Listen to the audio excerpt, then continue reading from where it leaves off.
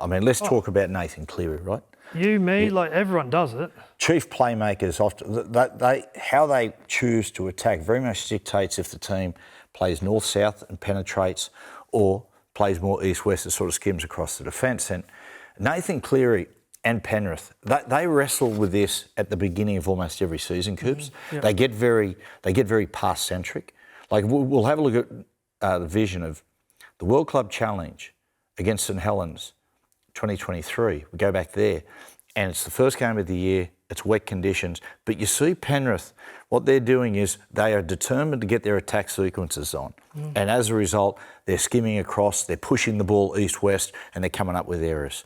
You could say the same again for when they played Wigan this year. Not as much. They weren't as pass-centric, but certainly when they started to chase points and needed to score points, they started pushing the ball around. And here's like the genius or the intelligence as well of Nathan Cleary. The first 60 minutes of that grand final, right, we go back there, is that they're pass-centric, right? And they're just pushing the ball. They're pushing the ball a little bit east-west. They come and they just can't penetrate the Broncos. And to see the difference that it makes when Nathan plays more of that thrust and run role is that with 17 minutes to go, he just switches. And suddenly, rather than pushing the ball and becoming pass-centric, he becomes run-centric and everything changes. And we're talking about a halves combination here, right? And like, this might sound crazy to say in that grand final, but if Jerome Luai stays on the field, Brisbane win, right?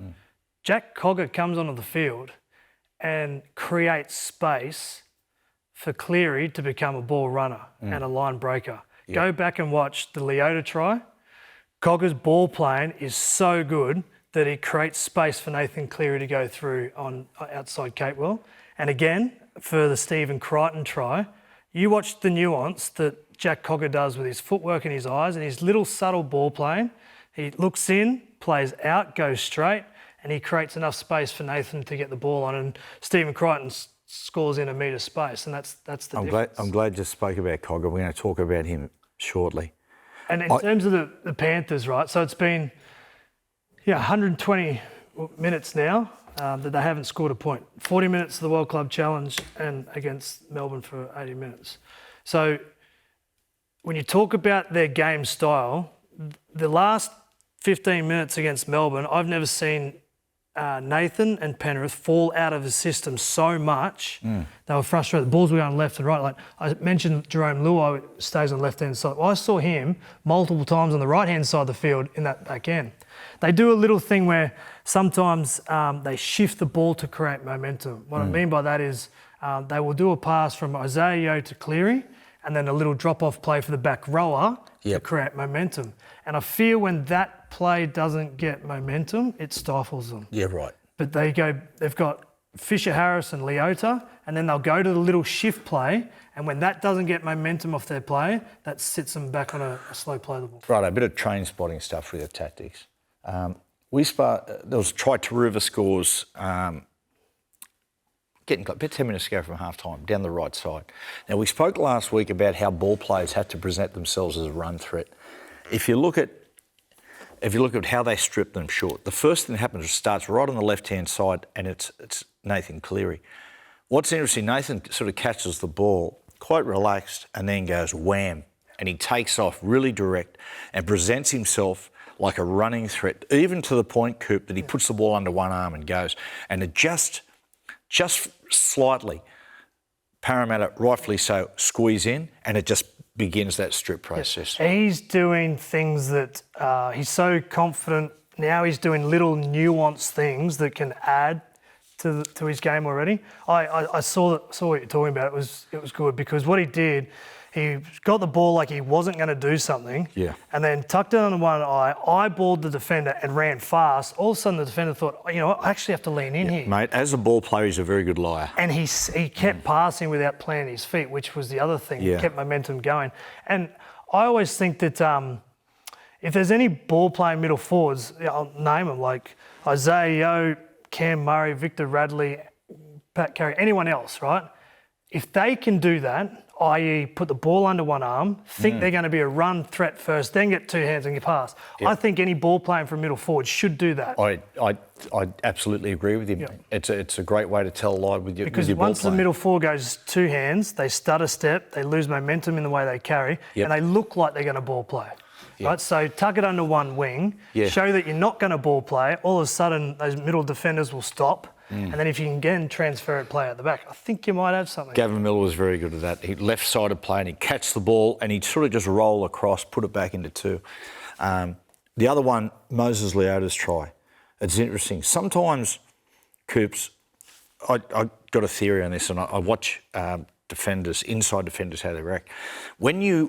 If at a point in the game that you start to play a little bit of sideline to sideline, you know, tactically, and it's a sort of broken principle. A lot of times you've got to earn the right to go forward, but if you can almost set up the defence to play through them by doing that, playing a little bit of coast to coast. And the reason it does that, Coop, on the Leota try, is the speed of the ball movement from Penrith. If you watch the inside defence, right, how it disrupts the inside defence. Parramatta's inside defence, and it happens nearly all the time with fast ball movement. There's guys chasing too hard, there's guys dropping off. There's guys having the micro naps, there's guys up, there's guys back. And you just start to see how disrupted and disconnected they all are. And that invited Moses Leota to skip through. By the way, how athletic is he? Like, it was terrifying. Yeah. Like 120 kilos and be able to move like a fullback. But yeah, I understand it because the longer the play, I mean, in terms of like width, the longer the opportunity that space will become in between defenders. Yes. So the more compact you play, the less there will be. So the fact they went from sideline to sideline made that gap wider. Yeah. And Craig Bellamy always used to say, like, from your inside defender, you should always have like a leg rope attached to another defender. That should never get stretched or broken. When fatigue happens, when it comes in and there's a long pass, all of a sudden that leg rope becomes wider and wider, and that's where the gap. And it means, like, someone like Leota, the pass kept staying alive. I think it was Cleary that went straight and then threw the ball to Leota, and Leota moved on the pass like it was a out ball for a centre. Yeah. Like hip shift, right foot. I think it was Lussick that didn't even get a hand on it. Like, it was beautiful footwork for a big man. Canberra Raiders were very good at the old Green Machine side. In fact, the 89 grand final, I remember they were on the right side. It was a try to Chicka Ferguson. And Ricky goes, wham, they just go 1, 2, 3 long passes. And you watch the inside defence from Balmain and they're dropping off. And then, of course, I think Belcher offloads on the inside to Chicka, who goes dodge, weave and scores. Because it's interesting, Coop, you can actually use defensive principles against a side. Yeah, 100%. Now, what I mean by that is that most sides will transfer the ball from one side to the other using block formations and sweeps. Yep. Now, that suits a principle in defence which don't slide till the ball goes past you. You know, so they squeeze. When the ball goes past, then they start to slide. But if you start on a sideline and we just go 1, 2, 3 passes, if you go by that principle, we're going to beat you around the outside. Yep. You know what I mean? Yep. The other part too, like Manly do it a bit with Trbojevic. So they go pass, and then it would be Luke Brooks now, but he'd run across field, have one drop off, and then Trbojevic runs like a straight line.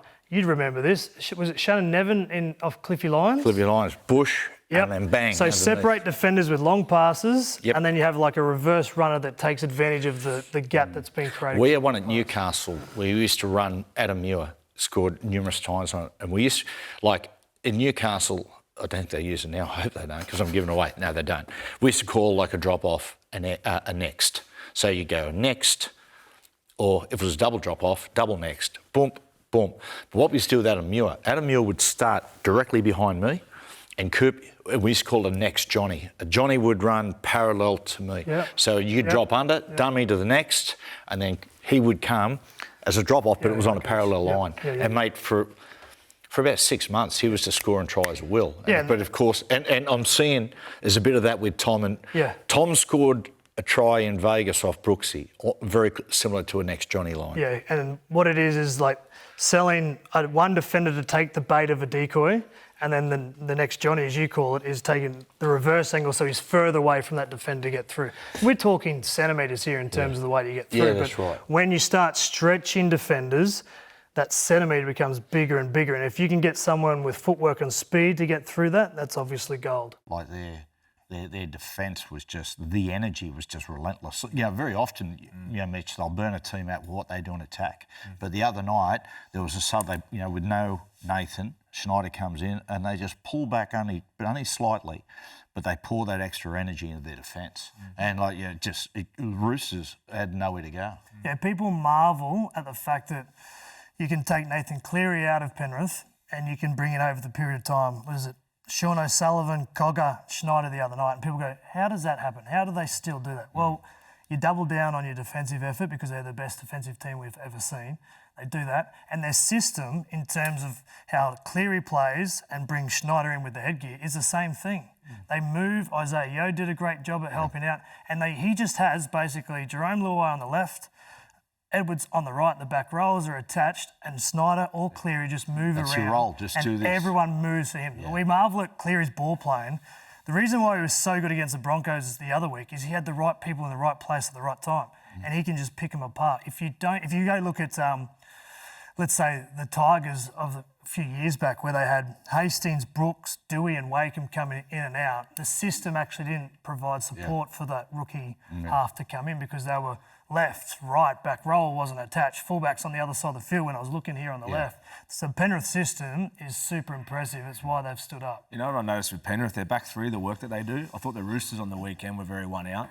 They sort of got scrambled, squeezed pretty hard in defence there. But the work, like May, I'm going to go through the names here, but Edwards, all their back three linking up. They were creating space and starting their sets every time. It was a big notice watching from a fan point of view from Roosters to Penrith, the work that their back three did. Got them on the front of their sets. And the body types. Like the body types they get on their front Penrith every time, outside. don't they? Every time. You got Tungo, you got May, you got Taruva, who's sort of light, and he's got the big centre of balance. And of course you got To'o and Edwards, and just driving forward, punching through. And you see sometimes with Penrith, when the ball gets knocked downfield, the forwards will probably take it, jog about 5 steps, and they'll just say, I know they're going to bring it to me.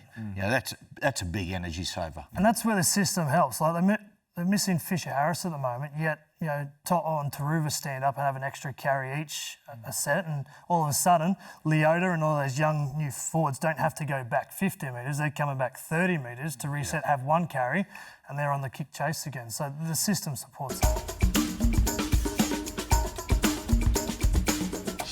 Coops, I can't remember a time where there's been so many great players and players who are so important to their sides that are sitting on the sideline. Some in a short period, like Nico expected back this week, Mitchell Moses expected back, but so many, Nathan Cleary, Tom Trbojevic and Kalen and so on and so it just keeps going. Yeah, and rep season coming around too, so those players would have played and they'd be affected in terms of New South Wales and Queensland. The interesting part is, for me, look what Penrith have done. Penrith haven't got through their 3 premierships unscathed. They've had Nathan out at different stages. Jerome had that injury. So it's almost like if you want to win the comp, you can't have the best 17 and just fall off a cliff. You need to have 25 able players who played a decent level to win you a comp. And it comes back to that... how do you cover or get through when your gun players are injured? It's that system versus talent identification, right?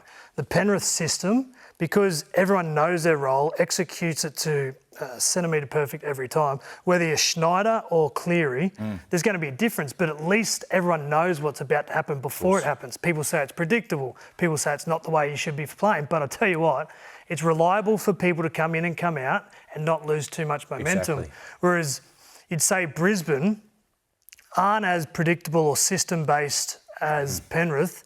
Reynolds jumps out, but then you've got Payne Haas, Patrick Carrigan, Jordan Ricky, Reece Walsh, Ezra Mam, Cobbo, Staggs. There's just talent that makes up for the lack of having Adam Reynolds there. It's funny, isn't it? Like Brisbane, so if Brisbane lose, they lose Reynolds. But because they're that sort of freewheeling side a little bit, that to bit of everything, they sort of have to adjust their football and they play a more power-based game. We saw that with Nico being out and Cronulla. They centralise and play a more power game, where Penrith, it's just business as usual. So, and Coop, it is so for the young halfback who comes in, whether it be Schneider or Cogger the year before or whatnot, for them they don't have to come into a side and as such steer the side around the park. Because when you watch Penrith play, everyone just naturally falls into position. Yep. So basically, even though you're playing halfback, just look after your job. Yep. Just kick properly, defend well, and just roll through your sets. Yeah, if you're a halfback for Penrith, all you really need to do in that system when you're young and inexperienced is defend well and kick the ball well. They're your two priorities, because Isaiah Yeo's touches go through the roof. Go watch the second half. Yeah. When Cleary went off, Isaiah Yeo became a real distributor, moving the ball around and knowing when to throw it, when to take a run. And Jerome Luai started moving around the field a little bit more. Second, let's do a bit of just train spotting scene, not tactically. I want to just have a quick talk about some of these injuries that have taken place. Now, I've got a good mate who is a boot inventor, very famous as far as Craig Johnston, right? Fellow Novocastrian. Jono told me 18 months to 2 years ago, he was concerned with some of the modern boots that he believed there was a fault in the boots. And he said, which were leading to ACLs, patella injuries, a lot of calves, a lot of hamstrings. I'm just having a look at the number of players here. Yeah. That can't be a coincidence. I think it's worthwhile players and people within the game, just in sport, having a look at the boot. I honestly believe it's a major factor in some of these injuries. Yeah, I think, again, your point, the boots, the weather has played a part in the ground condition. And the other part too is maybe one thing that clubs need to invest in is last thing we need is all our players going overseas to get rehabbed and then coming back for a period of time. Like, maybe there needs to be some form of investment done here in terms of rehabilitation, in terms of those soft tissues. But the other part too is, Cleary was diagnosed with grade 2 hamstring, right? I'm not saying there's conspiracies or anything about, because when Turbo went off the field, he limped with a grade 2. When you do a grade 2, it's painful. Yes. It is literally, you cannot walk or run. You feel it every time. But Nathan sort of jogged back to position and then walked off without a limp. He trained strongly for the week either side of that. So I don't know if it's grade 2. I think what Penrith are doing is, okay, this is a re-injuring of an old hamstring tear. It's maybe on the grade 1. It's very minor. But the last thing we need is this guy to be playing, having 2 weeks off, coming back during the origin period and potentially ripping the whole thing. So I think they've gone a very cautious approach with his injury. 8 weeks, mate, let's get this right. Let's don't worry about origin. Let's fix this up. And we'll just say it's a grade 2 because that'll buy us time. Cooper, when you regularly do hamstrings, every time you even feel the slightest flick in that hamstring, it takes you a long way back. We're saying about the Tom situation, and with Nathan, you've got to get them right, because when they start to compound, more than just the hamstring itself, it's the mental scarring as well. I will say this too, like some players who are less professional than Turbo and Cleary will get multiple hamstring injuries, but it must be a bit of a red flag or a scare when you are that professional, when you do all the things you need to do and you still get hamstring tears. That's a bit of an issue. The other thing as well with Nathan, and Gino, because you're a kicker, is the toll that puts on your body with the amount of kicking as well. Like, and Nathan is such a professional. He'd be out there, he'd be doing more extras as far as his goal kicking, his general play kicking than anybody else, and you see it. And even what puts a lot of stress, a lot of time, those dead ball kicks, like you did those ones, they're pretty taxing on the kick and leg. And that's why I say that I don't think it's a grade 2, because he was, if it is true that's when he did it, was in the motion of kicking the ball. You can't exactly tear a hamstring to the nth degree when just doing a small kick like that, because there's that is true what you're saying, and they're just being ultra cautious. Well, that's a good sign. If the Sharks are your most disappointing performance, the Panthers are my most impressive, because I'm kicking myself for not reading that leading into that, because we were all about the Sharks. How good are they going? They deserve to be there. And you don't think that Ivan Cleary went back after that victory, went back to Penrith, just dangled that little carrot and said, you know what, everyone's saying the Sharks are the best team in the comp. How about you go out and show the rugby league world who is? And it was a powerful, like, Luai was great, Edwards terrific. They really flexed their muscles, and I kicking myself that I didn't see it coming. No wonder they're looking at 4 wins in a row because Coops, even your great sides at Melbourne Storm, to go back-to-back is not just a test on how you are physically and your ability to change the game. The biggest test is your desire and your heart and to want to get out and do that. They won 3 in a row and they dropped one game against the Warriors. And they had Isaiah Yeo go to the bin for a 10-minute period where, you know what I mean? Like, there's a lot of things that we all should have picked up on and said, you know what? They're going to go to Shark Park and they're going to deliver a statement. There would have been a bit of stuff with Ivan, you know, the old, oh, mate, you wouldn't believe what they were saying about us in the paper. It's pretty ordinary stuff. I was going to, you know. 100%. I'm curious to see Penrith without Nathan and without Jerome. To see Rudder, because you see when there's... And Isaiah Yeo, because when Nathan goes down, Isaiah's possessions go through the roof. He becomes a distributor and then opens up Luai to play that second layer ball playing stuff. So I think he is just as crucial as anyone else, Isaiah Yeo, because that means that they will have to change slightly. The young rookies will have to come in and play a role. Maybe does Mitch Kenny become more centralised? It's interesting to see how they actually play. And those two big hombres up front, Fisher Harris and Leota, you watch them go. Well, that's why I said Mitch Kenny probably comes in. Not that they centralise their attack often, but maybe they should with Mitch Kenny in, because if the wrecking balls of those two, you know, can be the best players, then Mitch Kenny might get an opportunity to play, which we don't often see because he passes the ball to Isaiah Yeo and Nathan most of the time. Ever seen a better comeback side than Penrith Panthers?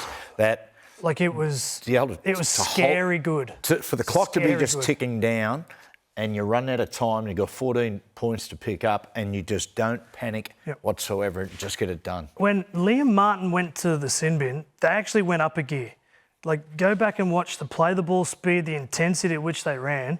Their ability just to get into... This here was the play that sealed it. Yeah. Poor defence from Parramatta in that period of time, the last 10 minutes.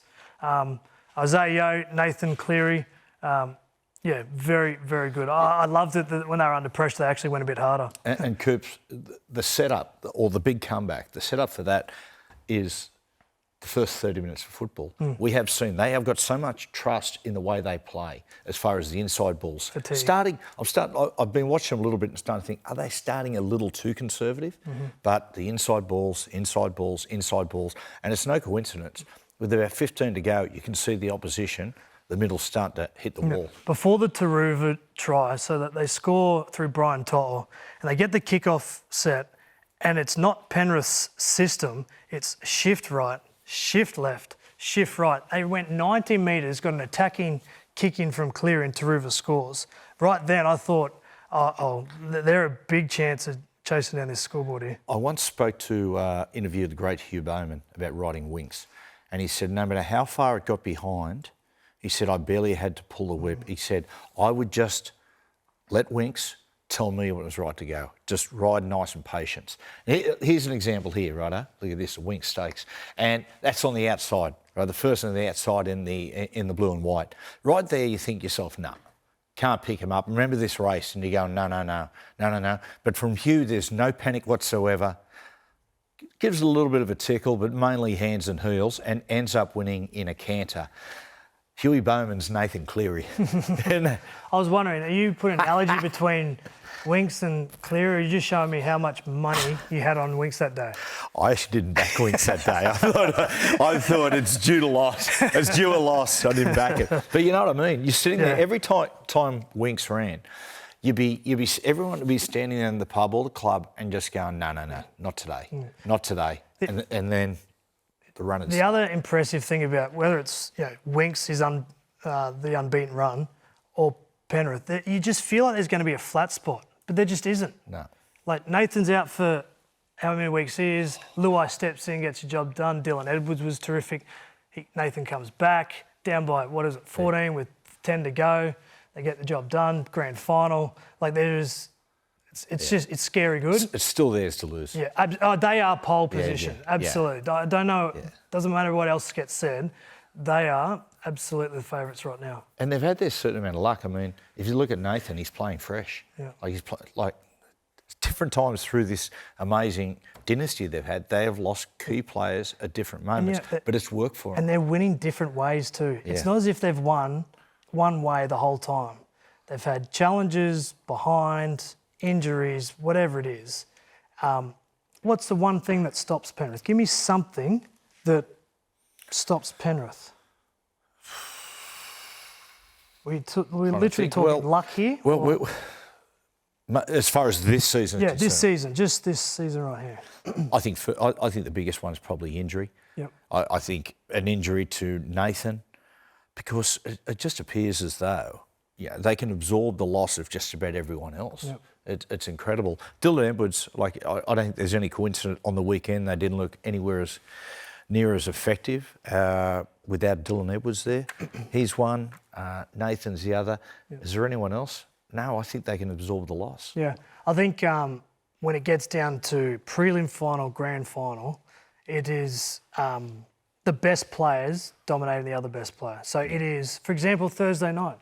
It's two teams, Penrith and Melbourne, great game styles. We know history says that it's good enough to win, but can Jerome Hughes outpoint Nathan on the day? So it's going to take star power in the opposition to really beat upset them. Yep. So that's the thing about it, Coops. What's going to stop them? And I go, loss of form.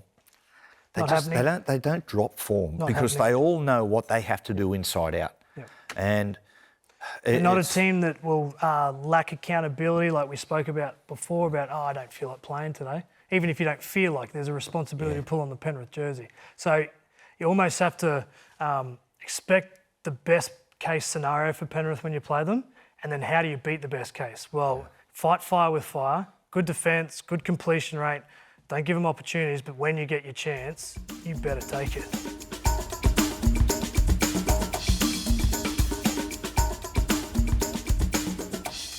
Coops, if Nathan Cleary, they're expecting him back first week of the finals. If he doesn't return, will Penrith win the competition? Yeah, I still think so. You? Yeah. Yeah, I think I think they'll relish the challenge. They're much better having Nathan in it. I think, I like you, I think their whole game style, and we've seen when he's been out for long periods of time over the last couple of years, they don't fall back too far. So I still think they can win enough games. They will finish in the top four. My thing is, they've said that he's going to be back for week one of the finals. Mm-hmm. I think Ivan obviously knows his son better than anyone else, just needs to play the Nathan card at the right time. They can get to a grand final, they can get to a prelim without him, I believe that. And I think Ivan does too. But when you roll Nathan out at 60, 70, 80%, that's when you need him on the field for presence, leadership, big plays, helping other people feel comfortable. Yep. Now, if you bring him back in 3 weeks' time, week one of the finals, and he's underdone because that shoulder apparently has been out a couple of times, I think that's just a bit of a decoy. I think they're just going to see how far they can get through this comp and then play him at some stage. Because whenever he does take the field, it's going to be a roll of the dice. Yep. So wait for it.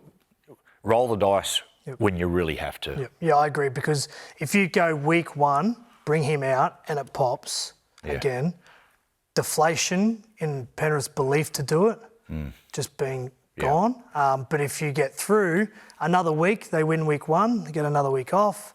There's another 2 weeks on top of time to improve. You just know how if they lost Nathan for the year, you just know that they get together, they're senior blokes. Yep. And as I said, they just relish the challenge. I don't think I've ever seen a side who can absorb the loss of a marquee player like Penrith do.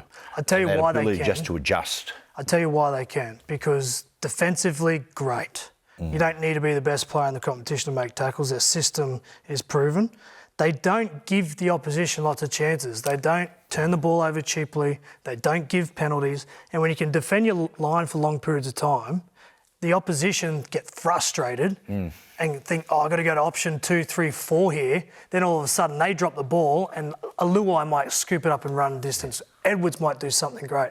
So that's the reason why they keep games always close, because they double down on the hard parts of it. Yeah. And then one of their players just come up with an opportunity. Isn't it funny? Because, just talking about there, Penrith don't win on the back of brilliance. They've got some brilliant individuals. They have brilliant players. They have brilliant players. But they win by just bit by bit wearing a team down. And if I'm Jerome Luai and I'm Fisher Harris, and this is my last ride with the Penrith dynasty, I'll tell you what, I'm giving it everything I've got. Yeah. And Luai has been terrific with no Nathan this year. Luai's been a terrific player for a long period of time, but I'm happy to say this has been his best year. Easily. Coops, last year, Stephen Crichton, whatever happened, we lost the Origin series, but Stephen Crichton was outstanding in the Origin series last year, and he's just kept going like that. Went to a new club and he's just continued, he's gone to another level. It's been the same with Jerome this year. Out of the Origin series, he has just gone way up and off to the Tigers next year. They'll be hoping he can do the same things. Here's one for you. Do you put Luai in the 7 jersey, or do you have him stay in 6 and bring someone else in? I'd throw him the 7. Oh, yeah, because he was very good. Yep. I think he owned that. And I think he'd relish the challenge. And Isaiah, with no Nathan there in this next month, it's a big one for Isaiah Yao. I like the little adjustment Isaiah Yao made in his football, because I watch in slippery conditions very often. Often Penrith, on those sweep shapes, just end up playing a little bit too sideways. Their football just goes towards the touchline a little bit too much. You watch Isaiah here, what he does, he stands wider. He stands wider. He doesn't sweep as such. You'll see it better here. It's a difficult pass for Nathan, but it just squares him out. It's so much better, more effective. Yeah, really like it. A good variation to what Penrith normally do. And the best part I like it is Munster here sees a big body Isaiah Yao and thinks, I've got to have to turn in. I can't sort of put my eyes on 2 defenders. And then Howarth, he had Dylan Edwards out the back, so he's worried about the speed of Edwards. Big body going in, little short pass. Because it's normally the other way around. It's normally Yo, Cleary, Luai or something. This time they've gone Yo on the fringes, which made Munster feel like he had to hold longer and then lent in. One of the crucial factors in Penrith three-peating, going for 4 in a row, has been at times the absence of Nathan Cleary. And what it's allowed them to do is have a look at areas of their game or their shortcomings that Nathan basically covers when he's there. They tidy up their football, he returns. I've had a bit of the last month I've formed an opinion which in Nathan's absence has given me more certainty. One of the great things about Penrith has been that ability to hop in the grind and just wear sides down with the grind. I reckon in the last month is that sides are starting to be able to match them in the grind. And in a lot of ways, I think Penrith are getting into the grind too willingly and getting it too early. So if you look like Penrith, we've spoken about this before, they build a game bit by bit by bit. Start very conservative. Those inside balls, inside balls, inside balls.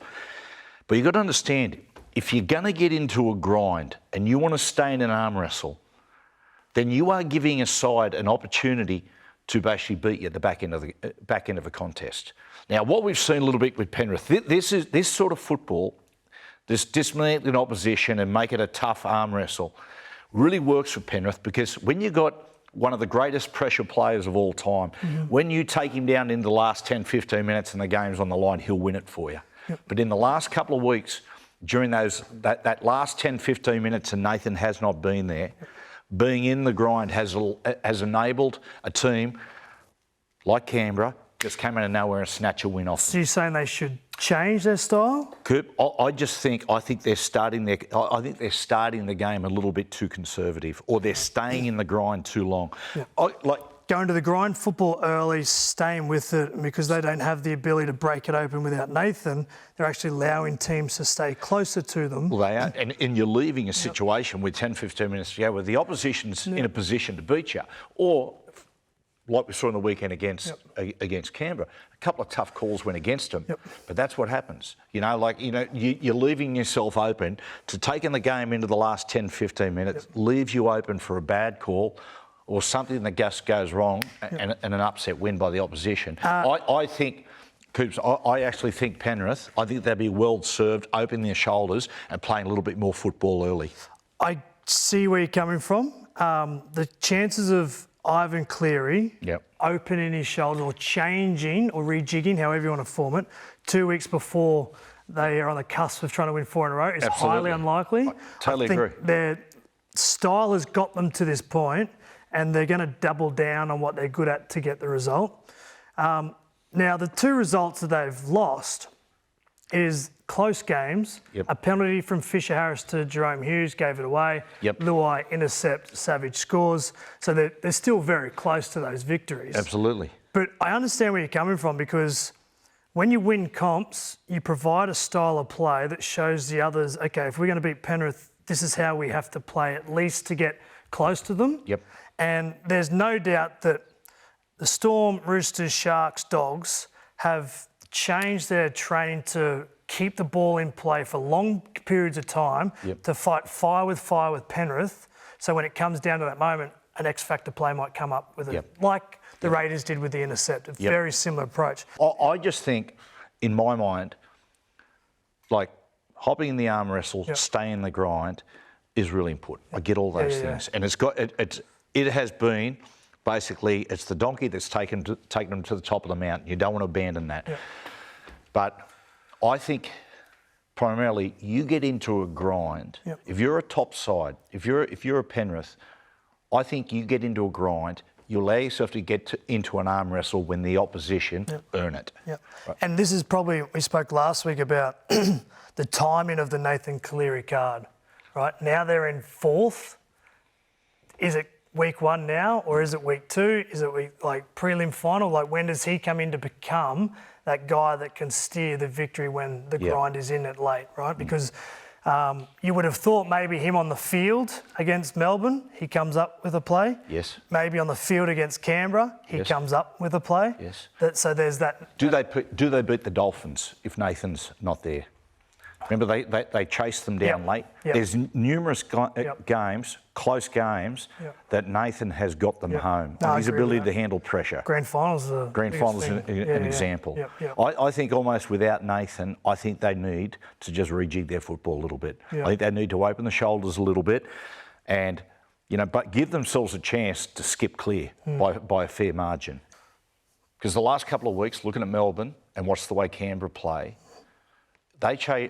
Teams are changing the dynamic of how they play Penrith. They're almost, once they get into the arm wrestle, they're almost doing a Penrith on Penrith. And I'll use an idea. Like when you watch Melbourne play, Melbourne were doing a lot of little inside balls. What they were doing is they're engaging the Penrith middles. Basically the engine that drives the Penrith ship are the middle players. So they're inside balls, inside balls, inside balls. And what was crucial then is they started attacking those players directly, right? The spine players. Here we go. Wishart is a perfect example. All right, don't worry about big flowery attacking sequences. We're doing the job on them with inside balls. Let's attack them directly. Right? Canberra the same on the weekend. What Canberra did to really take a toll on their big middles, they played nice and straight. There was a number of inside balls, but they just drilled through the middle, kept drilling through the middle, played nice and fast, a little bit unorthodox. And just pushing the ball around. Don't go sideways just for the sake of it. Right? I just keep drilling the middle, put them under pressure, make them miss tackles, quick play the balls. And the more momentum you get, basically the straighter you play. I think, to beat Penrith, you're either going to do what Penrith do better than them, or you're going to throw something completely different. Now, there's some signs there that you've shown that teams are starting to beat Penrith doing Penrith, right? And that's a good thing for those teams, because they are down a couple of troops, Penrith. Multiple times you're seeing some younger players in positions they shouldn't or wouldn't normally be without the injuries they've had. And they're forced to come up with big plays that Nathan should, or a middle forward should type thing. So it's wide open now. There is... Penrith we spoke about it, they were in pole position, and with no Nathan, a few results, what Melbourne Storm have done, they've probably jumped up into pole position. What do you think about, you spoke before about live football. Penrith love that live football, keep it in play. Dylan Edwards, Brian To'o really get the sets going. So when you're trying to break down how Penrith play, you've either got two things, right? You got to do exactly what they do. So there's no doubt that, as I said, the teams up in the top 4 are mirroring their game on how to beat Penrith, and that's live ball. Keep it in for 6, 8, 10 minutes moment at a time. Yep. And when a penalty comes, you strike. Whereas if you're in the Manly, the Dragons, the Cowboys, like they can't go set for set with Penrith. Yep. But what they will have to do is find a different way. Yeah, Kick gotcha. the ball into touch. Give away penalties. Hope Penrith give away penalties. Make it this stop-start affair so the rhythm of Penrith without Nathan feels it's quite sort of static and not really getting there. Whereas they'll save, those teams I mentioned will save a lot of energy. They'll be, attacking the good part of the field more often than not, and maybe that's how they get them. Because you look at the way Dylan Edwards returns the ball, then Brian Toto gets on the back of that, which means that they're such great yardage players that the guys like Fisher Harris and Leota don't have to go that far back to get behind the football. Whereas if you kick the ball in the touch, yes, it slows contact, but they've got to get all the way back. They don't get into that natural rhythm. It's interesting, like the Broncos into the late 90s, there were similarities. You had Lockyer who returned the football, but then on the back of that you had Saylor and Takiri. Yep. So what sides used to do, not the very top sides, but, Parramatta were a top side then, is that what they used to do, Brian Smith came up with the tactics. Let's keep those 3 blokes out of the game by kicking the ball deliberately into the touch. Now, that's Johnny Simon knocking it there, he knocks another one downfield. But Coops, there were some occasions where they pick the ball up from dummy half round halfway and just kick the ball 5 minutes, just put into touch. Yep. Better to do that than to let Lockyer return it, and then Saylor and Lottie. And this is the tactical difference, right? Like I remember teams used to do this to Billy Slater at different stages. Just kick it dead, take Billy out of the contest. That changed the rules, didn't it? And at certain stages it was frustrating, right? But the issue with doing that is you're showing your hand that you're worried about the back 3. You're trying to go, okay, we're going to take you out of the contest by kicking in the touch. It's frustrating, but then you're also showing a sign that you're worried about it. Yes. So the thing is, get the ball back into play as quickly as you can, get your back 3 going. So there is like this game of chess that goes on. And if teams do that kick into touch, Penrith need to get their back 3 touching the ball on 1, 2, 3 to get back into rhythm. So if they, for example, find touch, the last thing Penrith need to do is put Fisher Harris in the first carry. Put Leota on tackle 2, because then they're burning the juice quicker than what they were before. Still do To'o, still do Edwards, and get back into the rhythm of it. It's amazing how things change. Suddenly Penrith third favourites. Yeah, I know. We sat here the other week saying... They're still my favourites. I do too, yeah. I still like them. Yeah. Look, last week we spoke about them, how they've started. They started slow and they've just been the grind. They started much faster. There's no doubt about it. Yo and Luai really got them going. Just thinking, before, just watch one of the tries they scored here. And they're all, the inside balls, but there's a thing called the play for the play that we're always taught by old AB, Alan Bell. And what it is, if you want to do a play for the play, if you want to play to the keep going, you hit short because it pulls a defender from the outside. If you want to play back across the grain, then if you drop an inside ball, it will pinch a defender or 2 from the other side of the ruck. And you see that. And all of a sudden, what happens is... comes into the tackle there. It does. And they're just a little bit short. And what happens is they sort of slide a little bit just to protect the 3-on-2 on the outside. It's just an example of a nice little play for the play. And the smarts of Isaiah Yeo come into play here because the first 2 defenders off the ruck aren't line speed, they're going sideways on Isaiah, and the outside defence actually compress outside in. So what it does is because he knows he's a passer and the defence does, they're trying to pressure Luai out the back. So what he does is he takes the advantage, throws the dummy, and watch the eyes of the South Sydney defenders here. Completely gone. It's a bit like what Tyron Wishart did the other week. Yeah, that's right. Panthers. So when you're throwing a dummy, use the outside guys as your decoy, as the bait.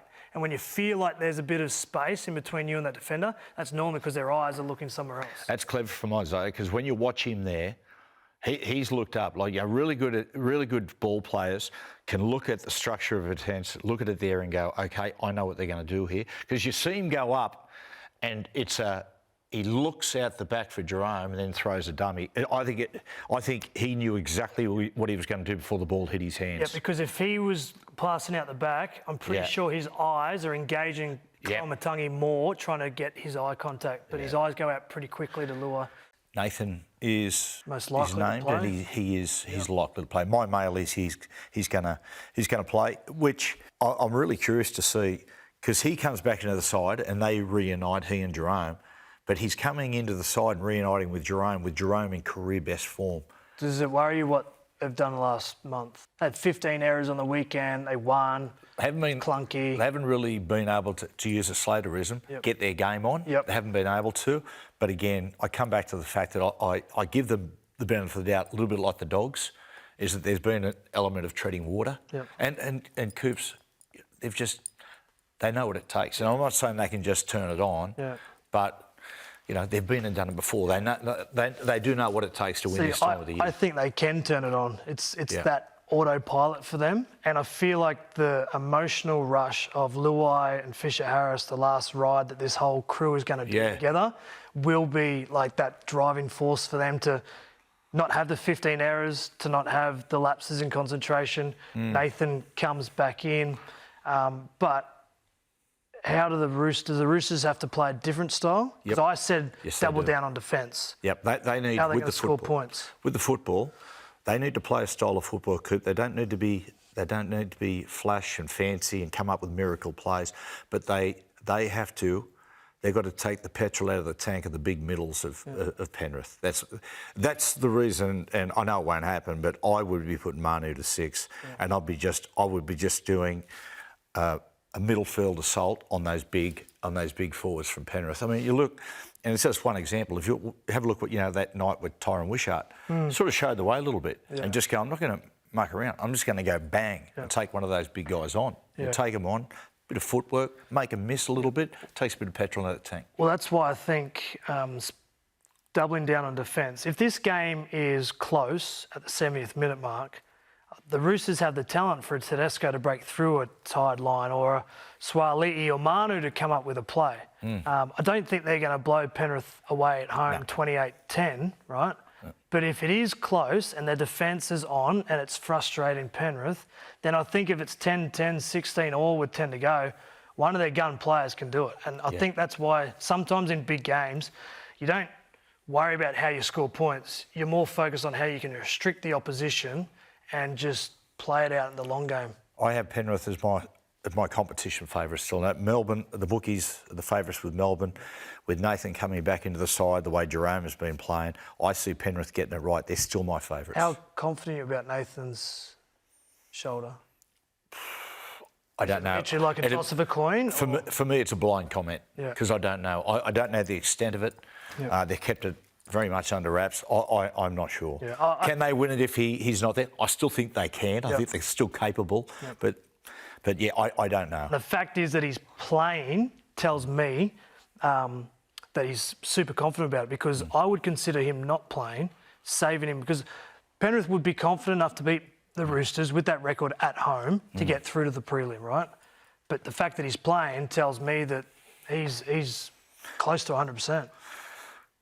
Can halfbacks go in with a bad shoulder or an arm injury and hide enough, cower enough in the defence line to basically not be exposed? I don't know. I'll let you think about that. Rightio. Penrith and the Storm, week 1. Oh, how good. Wow, how good honestly. Were they? Man, so good. Look, before we talk about Nathan, Isaiah Yeo, I thought his performance was fantastic. Very selfless performance, because he had Jerome Luai in career best form, Nathan coming back. And so I think in his own mind, I think he just thought, well, I don't need to be out there trying to create with my passing game. Still did a little bit of it, but it was his running game. It's the best running performance from Isaiah I've just about seen. Yeah, I think the word you used was selfless. And even the Melbourne Storm were like that on the weekend. When one of your gun players is on, play your role. Let that person go. And then when you get an opportunity, you might be able to take advantage of it.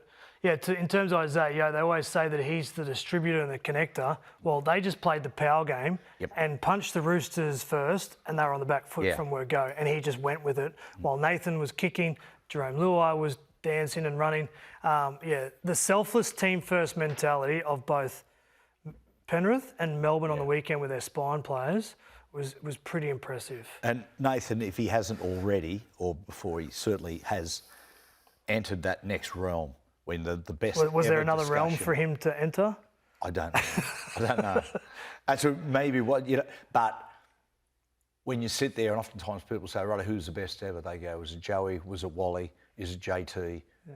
But Cameron Smith, of course, now he's in that discussion. One thing I will say about Nathan is he understands his influence and impact. For a guy that had a left shoulder injury, who's coming up against, and all the talk was Angus Crichton dominating him, his first tackle on Lindsay Collins, he didn't go to the wing. He went straight into his normal position, whacked him with the left shoulder, then went into Angus the next time. It basically said to the Roosters, "We'll try and target me. I'm going to come at you first." And told the rest of his teammates, said, "Hey, listen, we're going to dominate this way, and if I'm going to tell you to do it, follow me," type. Like, it was his performance physically was great, but his spirit and sort of ability to tell everyone else what's happening was pretty impressive as well. And look, when I say this, I'm not insinuating players are soft, but there are some players that just can't quite play with injury. And then you've got a bloke like Nathan and other players who can just compartmentalise and get out there and play. A few times in the game, I cringed and went, surely we ran the charge down, fell on a loose ball. I'm thinking, mate, I was half expecting to get up and hold. It just... You watch it closely, there's issues there. He does go to grab a ball at one stage, pull it back. He does go to fall and rolls. So there's a couple of things that he's very much aware, but from the surface level, he didn't give any indication. But there's still an injury because there was a couple of times where the ball was loose that didn't actually extend to grab it. They're beautifully balanced spine. I mean, Cleary is the centrepiece. You've got Dylan Edwards, who can play like an extra forward, who just basically consistently great. He went up a level too, Dylan. Like, it's been a big year for him with Origin, played rep footy at the back end of last year, and he had that leg injury. But he was great. Like, there was something in the water out at Penrith for that first half. Might be the oat milk. It might be. Good Newcastle brand up at Hexham. Shout out to the Hexham Hornets.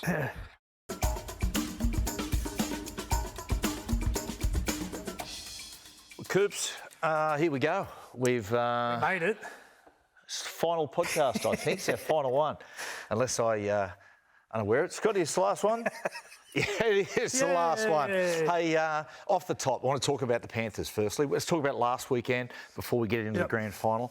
Off the top, one of the best thought-out sequence plays that I've seen leading up to Penrith's first try. Starts off typical Nathan Cleary, under a little bit of pressure here, Penrith, and 40-20, third tackle. And you see when he works down here, he walks down and he turns around. He'll start communicating what he wants from this next set. Righto, this is what we're going to do. Now, I just love the way they play this out. So to take it up firstly, which will be Leota. Yeah, it's a guy in full control of his team right there. And you watch him here. They hit the far post area. A little play for the play to start with. Typical inside ball to Fisher-Harris. Then they lay the far post. Now watch Nathan here. This is crucial. He gets there and straight away he presents himself early. So Cronulla go, here we go. Let's get up on him. No, we're going to take one more. And it's wrong footed. They've got to get back on the line. And the next play, he's caught them on their heels.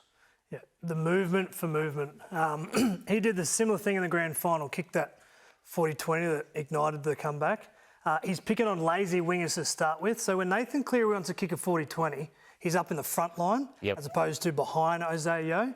And then directing that set, I love the fact that Leota carry. It was it's like telling a lie with a sequence. Absolutely. And then made them come up, then go back. So there was multiple times where the edge defence of the Sharks thought that Nathan was going to shift at the time that they didn't have the energy or the line speed to get up. And it's picking on Nicho Hines.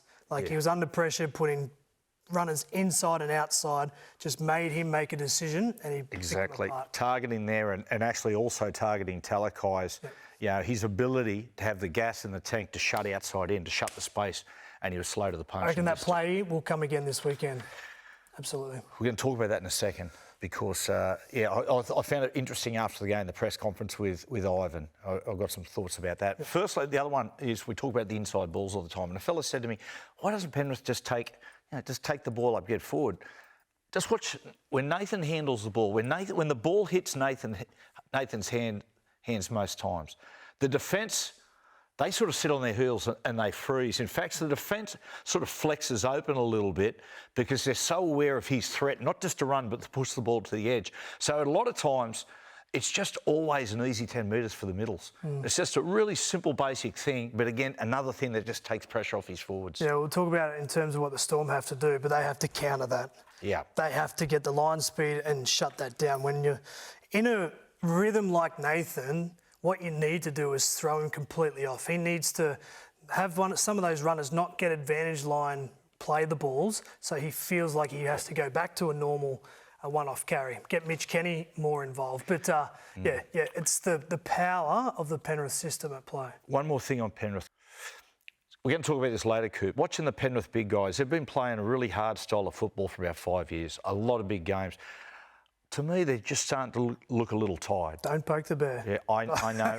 But there's certain things that I'm seeing that they do. But what's helping their cause is the amount of work the outside backs do. I mean, look at this is a typical set where they kick downfield. Dylan Edwards, well, he does the initial run, gets forward, he plays the football. Surprise, surprise, on play 2.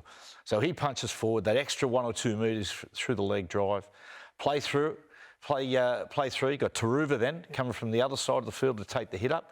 Now, okay, first time we've seen a forward, Isaiah Yeo, take the ball up, a lightweight forward, then finish with Dylan Edwards again, then let's get out of there. That's just alleviating so much pressure off Fisher, Harris and Leota. It's conserving energy, it's been effective, and that's the Penrith system again at work.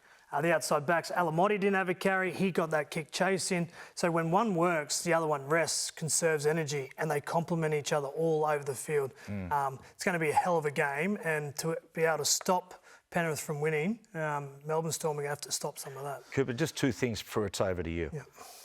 Interesting, at the start of the year, interviewing Nathan Cleary, and he spoke about the 2020 loss to the Melbourne Storm and how that has made this playing squad, been a big part of this dynasty for Penrith. He said, we went into that game and we look back now and we realised we're playing like boys, they're playing like men, and they bullied us, and we said never again. Well, it's come full circle. Yeah, it has. So this is, they're looking for payback. Yeah, and it's going to be a huge game. In terms of breaking this down, we're going to try and dive into a couple of things, what the Storm must do to win and what Penrith must do. This is an odd one, and I'd love your opinion on this. In terms of the kick-off to the contest, right? Nathan is the king of Penrith, and if you're going to go into, stop them from doing, you need to go after the king directly. Now, this is a weird one. If on the Melbourne Storm, Nathan is at the 40-metre line, just in off there at the front line, I'm actually going to kick it to Nathan, and I want him to take the first carry. Yeah, right. And I would make a statement physically about picking it up, dragging him out, throwing him around, just make him hit it, land the ball about 30 metres. Other 30-metre mark. Just like there. a little sandwich. Little sandwich, and he has to get it, and then just everyone take the handbrake off. It's interesting. So almost take that first contact out of his hands. Yep, I'd almost give away penalty. If you want to rough him up, if you want to stay over the top, lay down, whatever, don't give away 10 in the bin. I'm not saying go break the law. But make a statement. Make a statement. Test how fit he is. I think so. Yeah, because he's the spirit of that team. And it's a strange one to do off the kick-off. Like if I'm Melbourne, I'm choosing to kick off, and I'd be doing that. Yep. The other one we spoke about is Penrith turning the ball back inside, right? Yep. So they get a lot of momentum from that. They feel in the rhythm of their play. And this is them doing it on the weekend. See how Sharks are just a little bit disconnected on the inside when they lay off. Sometimes they get it good. Sometimes they miss the beat. Step up forward. This one, moving forward. I like that from the Sharks. Yep. That's what the Storm have to do. If they're passive like that one, it allows Nathan to generate momentum and play the ball speed. This one here, move forward, take the handbrake off. So I think defensively, the middle forward line speed, once they do those drop-off plays, is a key for the Melbourne Storm. What do you reckon? Yeah, I totally agree with you, Coops. And I think they, whilst I wouldn't go outside in aggressively, I think you need to squeeze in slightly. Because with Nathan, Might be right. I'm just trying to think. I can't remember him going across an inside ball and going dummy under and throwing the long pass. Usually it's up, hits it underneath, or he's going to dummy, he goes dummy and shoot. What I'm square. saying is when we talk about line speed, we always talk about the edge defence getting up in front of the middle and sometimes the middle filling behind in case of a line break. What I'm saying is don't worry about filling behind. Go forward, particularly when Nathan runs across field. I almost would someone take the handbrake off and fire out a line. It's almost like outside in pressure, but from the inside defence, if that makes sense. It does, Coops, because you look, and it's what we're talking about before, is that I thought that Cronulla paid too much respect for Nathan's ball playing. Mm-hmm. Like when he was doing the inside balls, like I said before, he caught and they went, stop. Hold, and it's just easy meters. Yep. Where you're right, you just got to get on the front foot. And the last one, and I think it worked for the Storm last time they played Penrith, they scored 2 tries off kicks. They must compete on every fifth play tackle. This is the one, kicking it straight here to Dylan Edwards. William Warbrick, some tall timber, gets through, and they must do this, the Melbourne Storm. If they're to win, I think they score a couple of tries off kicks.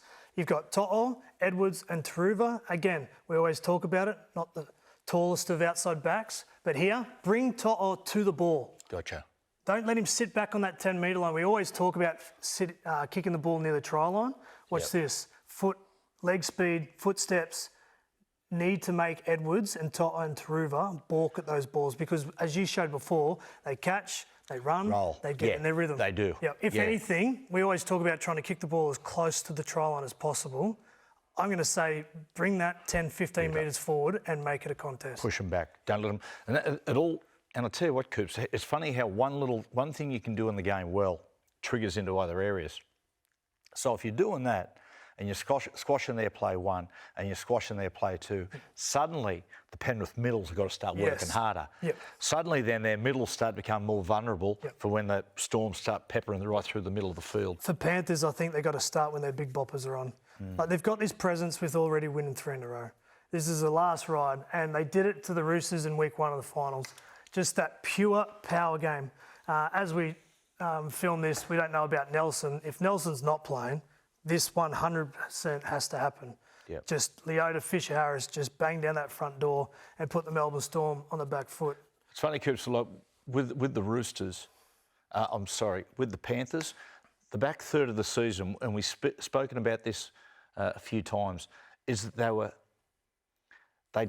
they were almost too happy to get into the arm wrestle, and they started like they pride themselves on the kings of the arm wrestle and the grind, but they did too much of it. In this game, what I liked about this game was they started fast and they gave themselves an opportunity to blow the Roosters away. Yeah, so let's say red line at about 8 or 10, just trying to conserve energy for the long game. They just dialed it up to 9.5 and blew the Roosters away. I think that's what they need to do for the Melbourne Storm. Let's say that, like, a couple of years ago, Melbourne beat Penrith in Penrith. And Penrith are on a big home run. Melbourne, the first side for a long time to beat them at home. I know for a fact going into that game, Melbourne's thing were we want to get to an arm wrestle with them because then we can do a Penrith on Penrith. Yeah, I think they're one of the few teams that can do it. Normally I would consider kicking into touch and things like that to stop the back 3, but I think Melbourne Storm can roll with Penrith in the long game. Yep. I think they've got the same fitness levels, the same endurance levels, the same game style that holds up for long periods. And I think it's a big thing here because if they go 10, 12, 15 minutes of football in action, the first team that cracks, that's a mini win for the opposition. How are they going to contain the creative team of Melbourne, those the spine players? So as I said, I think this is where it's won and lost in this game. It put a hell of a lot of pressure on the edge back rowers in Garner and Martin. Martin will be up against Munster, Garner up against Hughes.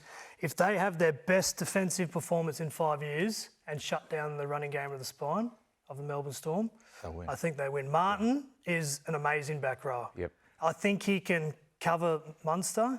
I don't know if Garner can stop Hughes, but that's where it sits for me. Those two halves can't get up and go. And if they've got a line break in them early in the contest, like their running game in the finals has been elite, I think that is a good sign that Melbourne are getting on top. If they don't, it's a good sign that Penrith are getting the job done. It's funny, it's funny, it's not funny. Why am I saying that's funny?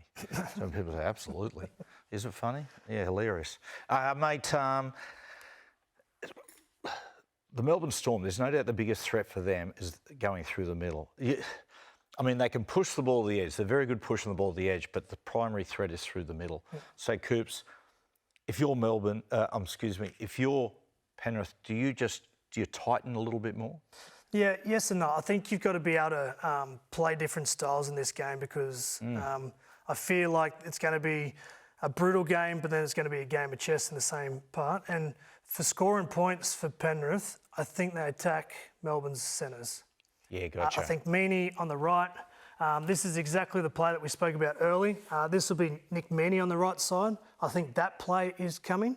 And on the other side, you've got Jack Howarth. So a similar this play that was week 1 of the finals. See how Jack Howarth gets caught in no man's land? Yep. I think that is absolutely a target for Cleary and his crew. Here, again, Meaney, no eyes for Swaliti out the back. Good pass there. Yes. I think that's an opportunity that Penrith will be looking at. And then this one here, this came up last time they played from wide field positions, the threat of Zayo running the football, short pass. Howarth worried about Dylan Edwards. So I think you'll see a lot of action in and around the Storm centres once Penrith get down to their good ball area. And a few weeks ago we said it, Isaiah, as opposed to coming around on a traditional sweep, stood almost square, which made him straighten and expose young Jack even more. Yeah, the running threat of Isaiah up against Munster then made Munster become more aware, and that's when the gap was created. So a couple of things there to keep your eye on in this contest.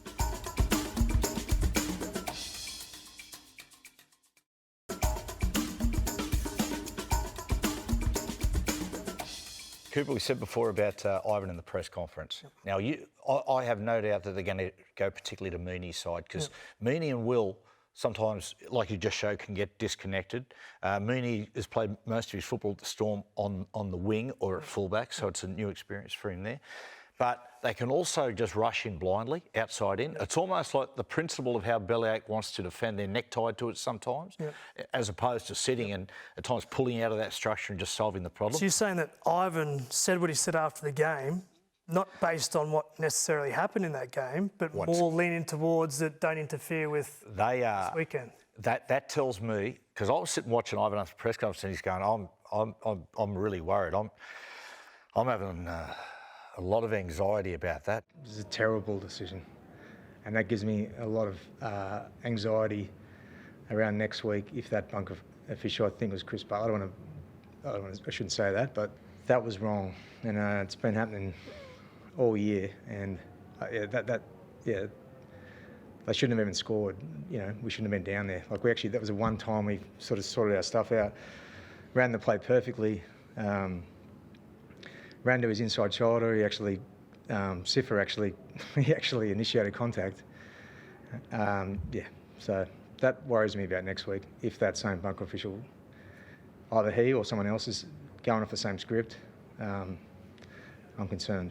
You're having anxiety about that? Mate, imagine living my life. But yeah, he said, I'm having a lot of anxiety, and I thought, well, the reason is the fact that's where they're going to go in the grand final, and that's who they're going to, right at the point, that's exactly the sequence they're going to play. Yeah, I agree with you. I'd rather have Ivan's head noise than your head noise, but there's no doubt that I agreed with Ivan. I thought this was a poor decision. That is Talakai taking a dive and a bump into a player. Yep. One of the things that this game has done wrong, in my opinion, is taking the ex-football person out of the bunker to give some football knowledge to it. But you might be right. Having that as a known fact that they will be targeting the centres of the Melbourne Storm and having that given no try, I think that was a bad call. Yeah, well, Annesley came out today, Graham Annesley, and said it was a try.